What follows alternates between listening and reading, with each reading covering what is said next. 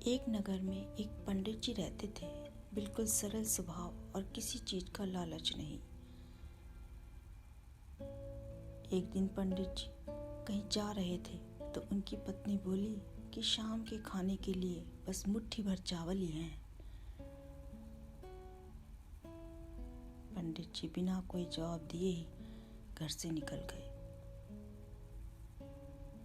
शाम को जब घर लौटे तो पत्नी ने भोजन दिया। पंडित जी बोले कि साग तो बड़ा स्वादिष्ट है, पर तुम लाई कहाँ से? इस पर पत्नी बोली कि जब सुबह मैंने आपसे कहा कि घर में बस मुट्ठी भर चावल हैं, तो आपने जब इमली के पेड़ की तरफ देखा तो मैं समझ गई, और मैंने फिर ये इमली का साग ही बना दिया।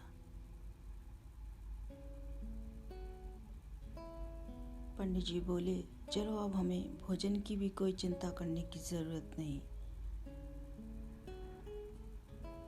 पंडित जी जिस नगर में रहते थे, वहाँ के राजा को पंडित जी की गरीबी के बारे में पता चला।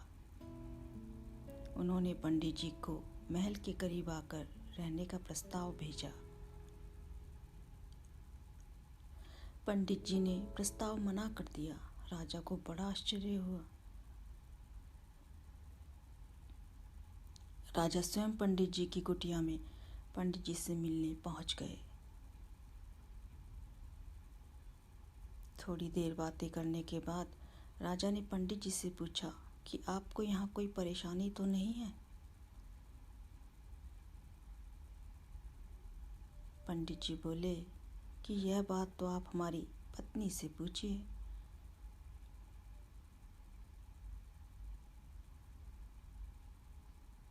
राजा ने उनकी पत्नी से पूछा तो पत्नी ने जवाब दिया कि नहीं, अभी तो मेरे कपड़े भी फटे नहीं हैं,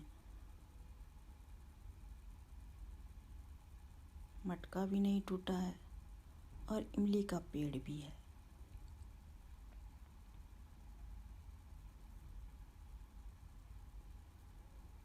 तो अभी तो हमें कोई परेशानी नहीं है, हम दोनों बहुत कम चीज़ों में ही खुश रहते हैं।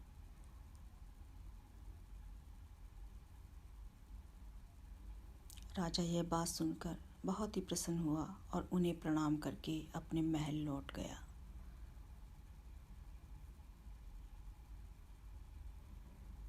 इस कहानी से यह सीख मिलती है कि हमें थोड़े संसाधन में ही प्रसन्न रहना चाहिए। जरूरी नहीं कि भौतिक साधन अधिक होंगे तभी खुश रह सकते हैं।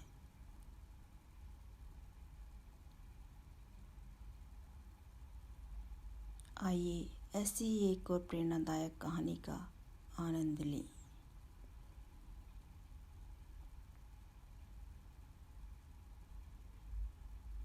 अगर आप हर समय एक ही चिंता में फंसे रहते हैं कि लोग आपको पसंद नहीं करते, तो ये कहानी आपके लिए है। एक गांव में एक साधारण सा आदमी था जिसका नाम श्याम था।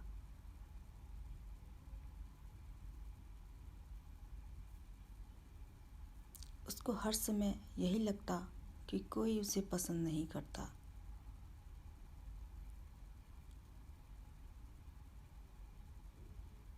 कोई उसकी तारीफ नहीं करता, सब उससे नफरत करते हैं।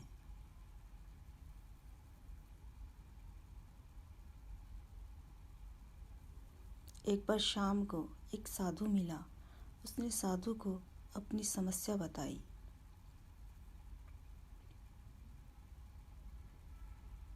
उसने कहा कि मैं सबके साथ अच्छा व्यवहार करता हूँ,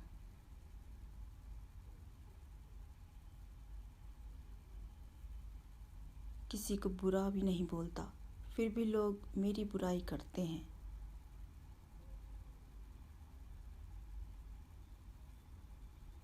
मेरे साथ अच्छा व्यवहार नहीं करते। बताइए मैं क्या करूं?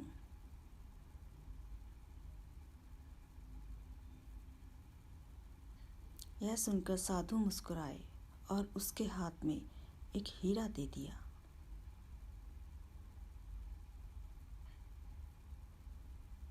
श्याम बोला, मुझे उपहार नहीं बल्कि अपनी समस्या का हल चाहिए।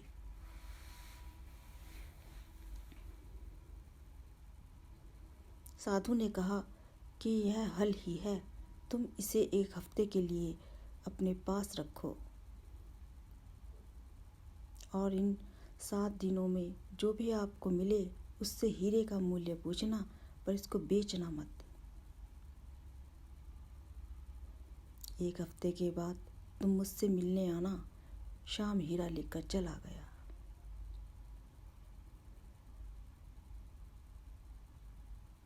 पहले दिन उसे गांव का ही एक व्यापारी मिल गया। उसने व्यापारी को हीरा दिखाया और उसका मूल्य पूछा। व्यापारी हीरा देखकर बोला, मैं इसे 1000 रुपये में ले सकता हूँ।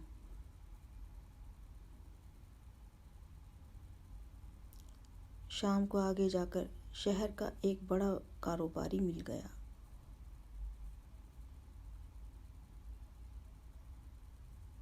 श्याम ने उसको हीरा दिखाया और उसका मोल जानना चाहा।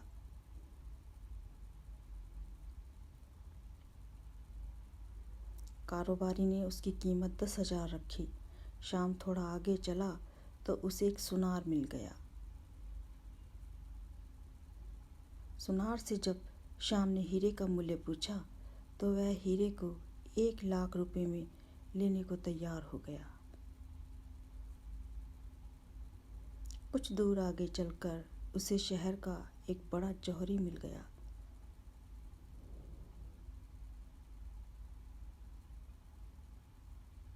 श्याम ने उससे हीरे का मूल्य पूछा तो वो हीरा देखकर दंग रह गया और बोला कि तुम्हें ये हीरा कहाँ से मिला? इसके तो 1 करोड़ रुपए भी लगाऊं तो भी कम है। अब श्याम हो गया परेशान। सोचने लगा, इस हीरे का तो कोई मूल्य ही ढंग से नहीं बता पा रहा। 1 हफ्ते के बाद वह साधु के पास वापस आया और सारी बातें बताई।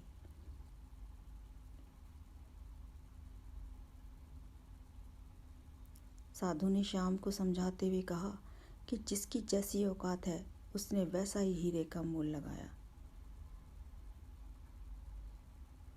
ठीक उसी तरह जो जैसा है वैसा ही आपको समझेगा।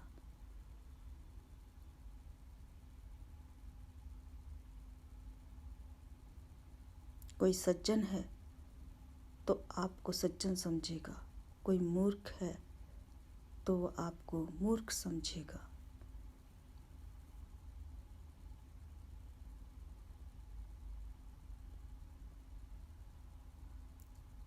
इसलिए हमें अपनी नज़रों में अच्छा बनना है। दूसरे की नज़र जैसी भी हो, हमें उसकी कोई परवाह नहीं करनी चाहिए।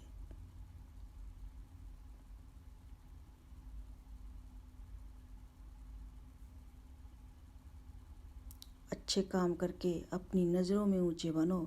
दूसरे आपके बारे में वही सोचेंगे जैसी उनकी सोच है।